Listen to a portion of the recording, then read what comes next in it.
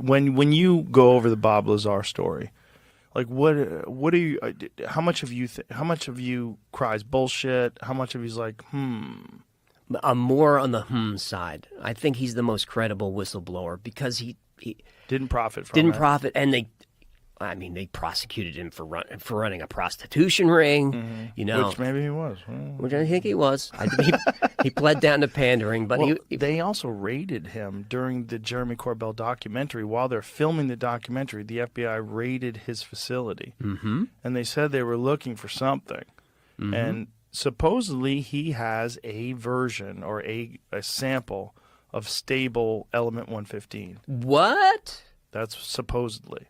Yeah, and that's supposedly what they were looking for. Well, of course. Supposedly he had gotten that from the lab, and when he was at S4, and that he had managed to smuggle out a stable chunk of this element 115. And there was a video that George Knapp had from back in the 80s where Lazar was demonstrating how this stuff bends light and, what it does, like it has weird effects. How soon after that raid was 115 is now called Moscovium? How soon after that raid was 115 synthesized? I think it was synthesized in Russia. Synthesized by a particle collider, and so the when they got it is a very temporary, quickly dissolving form, but they proved its existence. And supposedly, what Lazar is saying, wherever these beings are from, they obviously have a completely different environment, and they have a stable version of this element. Yep. And this element is crucial to this gravity propulsion system. That it's a part of this reactor. It gets bombarded with radiation, produces this gravity field, allows you to just slingshot through the universe. I don't know. Are they working to stabilize it? I don't know what's going on behind the scenes, man. Why would they raid Bob Lazar? That's that spectrum of believability again. Exactly. Here's a guy who's being attacked and tormented. In the middle of filming the documentary. You know the Nixon story with Jackie Gleason? I know that Gleason was into UFOs. Tell the story. The story is Gleason got into UFOs because him and Nixon were drinking one day, and Nixon was like, "You want to see some shit?" I wish I was drinking with that. Can you imagine? And then he takes him. He flies him out to wherever the base is and shows him a crashed UFO and these bodies that they have in freezers. And it was Wright-Patterson? I do not know.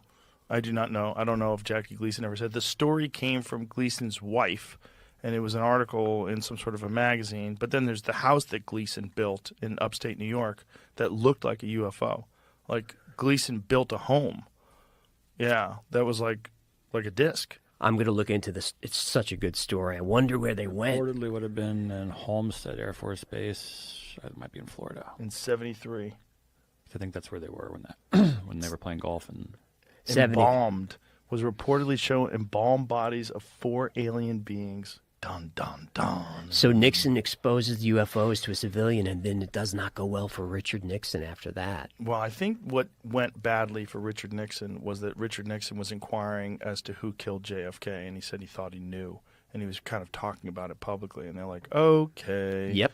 And they had already, brought in Gerald Ford, kicked out Spiro Agnew. They got rid of him. Gerald Ford, who was also in the Warren Commission report. That's right. And then all of a sudden, Nixon and Watergate happens. Nixon, the most popular president of all time. Of all time. And it turns out that Bob Woodward was actually an intelligence agent, and this is his first project ever. Operation Mockingbird. And then the people that were involved in the break-in, all FBI. G. Gordon Liddy. Yeah, the whole thing is a coup. All was a coup, all was a setup. Yeah, and we're all parroting, Nixon was a crook. That guy was a crook. He was this or that. Like, they did a great job. The PSYOP was wonderful. I'm a patsy. Yeah. They say it over and over. Mm-hmm. Yeah. It's all really, really interesting stuff. But it's just, what it boils down to with stuff like your show, like how much is real? And when you have these mysteries, one of the amazing things about mysteries is you're never going to run out of topics. No. There's so many of these things. And as long as there's a U.S. government, I'm good. As long as the CIA exists. They're always going to be hiding something. But the fun ones are always the alien ones. Mm-hmm. That's the most fun ones. The alien ones and the ancient civilization ones. What is your take on Bob Lazar? Well, we looked into the Bob Lazar story, and but only, from a certain relatively superficial level. Looked at, we found out what his clearance levels supposedly were and so on, which came back saying it was not high enough to be doing what he says he was doing. On the other hand, it may just simply be, it was better than that, but we didn't have the access to see that.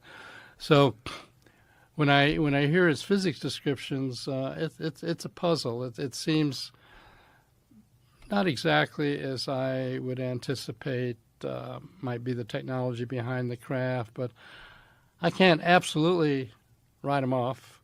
So it's an enigma, and I don't have any hard data to prove one way or the other. So it's I know you've talked to him. And, it's a fascinating puzzle. It is a fascinating puzzle because that would be the place. S4 would be the place where they would do that kind of work. I mean, if you wanted to do something like that in complete privacy and secrecy, you'd do it in the middle of the Nevada desert, very protected. That's true. Right. Outside of Area 51. So even when people that have high clearances go and say, well, tell me about this. What's behind this? Who knows? If it's a special access program, an SAP, it might be, say, no, we're going to tell you that, he didn't do anything of significance here. In fact, he might have done something of significance. There's just no way of telling from the outside. Yeah. So the actual generator, the thing that powers the craft that Lazar talked about, what was your take on that? This idea that it was element 115, that when it encounters high radiation, it has some sort of an anti-gravitational effect, some warp effect. Well, there are two aspects. One is, what is the material or mechanisms that generate the effects? And then the other is, are the effects being described reasonable descriptions of the kind of effects you think are associated with such craft? On the element 115, as you know, in the general scientific community, we've seen element 115, but it's very short-lived. So it's hard to evaluate that, and at this point, there's no evidence that's it. So it was we should explain to people, it was theoretical at one point until they detected it using, was it a Large Hadron Collider or another particle collider? Right now, I think it was a particle collider in Soviet Union or in Russia. And it's very short-lasting. Yeah. But the idea is that what Lazar was in possession of, or what the craft was powered by, was some sort of a stable version of element 115. That's what he says. So, in general, it was known that, and predicted, that there was an island of stability, as we call it, on some of these higher elements in the periodic table that are beyond uranium and so on. But really no data predicted as to what their lifetimes would be. And so element 115 is in that bunch, and when he first discussed it, it hadn't been seen yet. Or this is way back in 1989. Way back, that's right. But eventually that element was detected, although the version of it that was detected had a very short lifetime. But of course, there may be some other isotope of that element that could have a long lifetime. Who knows? So it's just hard to evaluate. So it sits in my gray box, as I say. But his description of the anti-gravity effects and so on, that's an area that is well described as what you might expect. Now, I'm not believe it or not, I'm not into UFOs. I don't follow stories or even after your experiences? No, I'm fascinated with the technology, and it irks me like every night I go to sleep that that it was my own doing essentially that prevented me from continuing on in the project. I mean, it's that to be on that cutting edge of technology is so alluring to me. Right. But by the same token, I don't really care that there's aliens or where they come from. I mean, the prize is the technology, and that's what I'm fascinated by. But so I don't listen to UFO stories and that sort of thing. But George Knapp is, he's the guy that has the contacts and tries to thread everything together. And what he recently told me is he found, I don't know, it was either documentation or people that he spoke to. It's that the existence of this project, the project that I was on, it's something that they seem to take out every 8 or 10 years. So that's a very specific memo, and this is actually, this is the first time I'll be very clear with people about it. It's a big topic of conversation right now. It's called the Wilson Memo. You can look it up. Admiral Wilson met with a scientist who's actually was featured in one of my films. Everybody has been debating whether or not this document of a conversation with a sitting admiral at the time is a real document. It's an actual conversation that happened, and this document is real. Everybody wants to know. The world is going crazy right now in the UFO world. I'll tell you straight up right now, I'm in the position to know, and it is a real document, that it is real. So the conversation you read in that conversation was had. I can't attest to every... You're not being very clear. Sure. Please. No problem. So there was a document that is circulating right now that is really big. It's going around everywhere. People are asking and wondering. What is this document? It's called the Wilson Memo, is how you can find it online, or the Wilson Leak. There it is. Jimmy's got it. The Wilson Memorandum. Use of human volunteers. No. I just wanted to make sure that was it. Yeah. No, that's not it. Okay. Yeah. Okay. So Admiral Wilson meets with this scientist, and they have this discussion, oddly enough, at special projects at EG&G. And if I remember, the document is from 2001. I'm telling everybody right now, it's real. And we'll see. My history is pretty good with saying if something's real or not, right? So here we go. The document comes out. They meet at EG&G Special Projects. In 1989, they stumble into a problem. This happens. They put the technology away, and then they bring it back out and see if material science has caught up and if they can make any progress. So this document kind of talks about this process. The big thing I get from it, and a lot of it's vindicating to Bob, and one of the things that's vindicating, besides the EG&G thing, is that private industry, so this guy's an admiral, and he says, I found out about your SAP, your Special Access Program. I need to know about it. And he's going to a private part of industry, and he is denied access. And he says, I should be running this program.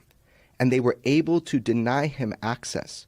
So I think the takeaway here is, check it out. I'm telling you that is an actual correct, that is a leak. Now, everything said in that document, I don't know. What are you talking about? What is said in that document specifically? It's between a scientist and an admiral that are sitting, and they're having a meeting, and they're talking about the search for the UFO subject, the search to get special access program access to all of these different things like reverse engineering programs.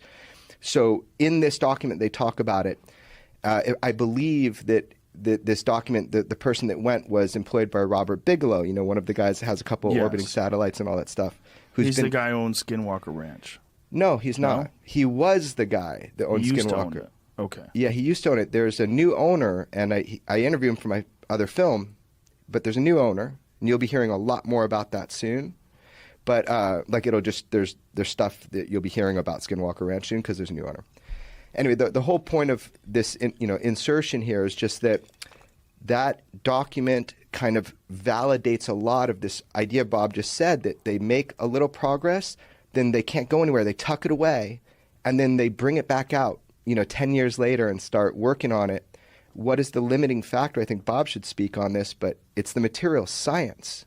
Yeah, it's really where physics is. So I can see them doing that. I mean, I didn't have any information on that, but I think what George uncovered is probably accurate. That we try and do what we can, and once we reach a roadblock, going, we really can't figure it out. It's just friggin' wait, put the thing away, wait for science to catch up, and a decade later, let's take the project out again and see. All right, now where can we go? But there's got to be someone who remains informed, right? Oh, yeah. So you've got your scientists like you and Barry. You got your people that you compartmentalize. You got these people working on this project. Yeah, there has to be some people Right. that know everything. You've got security, and then someone's going to be on the outside saying, hey, we need people to guard this building. Don't let anybody in for 10 years. I think a lot of that is private industry, and I think that's how Really? they keep it. Yeah, I think that's how they because the government is just so leaky. I think that's kind of what they're doing. That's what the document kind of proves. You just articulated that it is in control of private industry. What private industry? Some aerospace company, something. I don't know. Yeah, they wouldn't. The admiral wouldn't name it in the car Right. in the conversation. Right. Yeah. So they still have these things supposedly. I would guess. I mean, I don't have any information on that. Have at you all. ever asked anyone that has any inkling of any idea of where they got them or how they got them?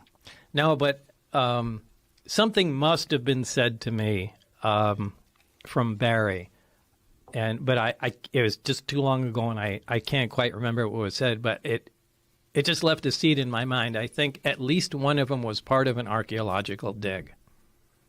So it's old. At least one of them is old. I don't know if it was the one I worked on, but I remember something to do with an archaeological dig. Whoa. So that means it's not just old, it's ancient. That'd be a great Steven Spielberg movie. Yeah. Right? As all of it would. Yeah. Yeah. Yeah, that that's tripped me all. out when he said that for the first time. Yeah. That's a freak out right Yeah. there. Just a couple of dudes with some brushes looking for a Tyrannosaurus Rex bone. They And- hit metal. And when did they find it? You know, that they have 9 of them. Yeah. Well, and how could we have not heard about that? What about the guys with the brushes? How could Yeah. you uncover something like that? And Well, Joe's newspaper at home does. I mean, they said it on that first day. Oh, you mean the Roswell Yeah, Daily yeah, the Record? one you told me. Yeah. Yeah, I have a cover. What is this here, Jamie? This is the document, but I had to do some digging to find it. Yes, it's just kind of, yeah, so this is where they meet at EG&G, and this is Admiral Wilson, and there's a lot more coming out. Now, I want to be clear, George didn't put this out. He didn't leak this out to anybody. This is, I can tell you how Who recorded this conversation? So this was an employee of, at the time, Robert Bigelow. And this is in 2002? Right. Do you remember when he had that government contract called OSAP the world all knows about now, and he had NIDS that studied the ranch? So that $22 million, everybody is saying it was for ATIP, Advanced Aerospace Threat Identification Program. The $22 million was for OSAP that was pushed through Congress, 3 congressmen, right, an astronaut. It was pushed through. And that's what that $22 million, by the way, they spend more money on Viagra every year than they do studying UFOs, if it was just this program, which I think is funny. They probably In the make a lot military? more money from Viagra They than probably do. from UFOs, too. Well, you never know how it seeds into population. But anyway, this program, this is what was the mother program. So it got the $22 million. And really, it was to study Skinwalker Ranch. Oddly enough, that $22 million all was inspired by the phenomenon they were seeing at Skinwalker Ranch, because the scientists, they're seeing vehicles come through like a space in the sky. Yeah, we went there. I went there Right, with Duncan. yeah, We interviewed a bunch of people that seemed full of shit, but a couple that didn't. But It was the- very, very interesting. Totally. And if you look, I spent a lot of time in the area. I'm not talking about those stories. I'm saying there were scientists hired by the government, right, through Bigelow to study the ranch because they thought it was important. And, you know, whatever. The point is that $22 million was to study that. Then we have ATIP, which is like an auxiliary kind of program of military sightings, like Commander Fravers and that sort of thing. This document is just one of those things that has now come forward that through the Bigelow studies, it was government funded, and then it was personally funded and then government funded. It's just one of those things that kind of shakes you, because you got this military guy who can't get access because of the private industry that's holding these non-terrestrial materials, that they can't study it. If you enjoyed today's episode on JRE Plus, don't forget to give it a thumbs up and share your thoughts in the comments below. Thank you.